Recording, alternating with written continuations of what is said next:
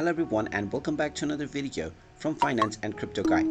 In this video, I'm going to show you how to download the Regions Bank application on your smartphone. So let's get started right away.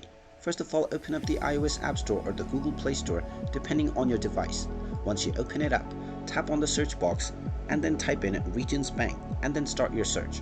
Once you find the Regions Bank application, just tap on it and you will see the install button. Tap on the install button and this will begin the download and installation of the Regions Bank application on your smartphone. Just wait for a while until the installation is completed, and then when you see the open button, you can tap on it to open up the Regions Bank app.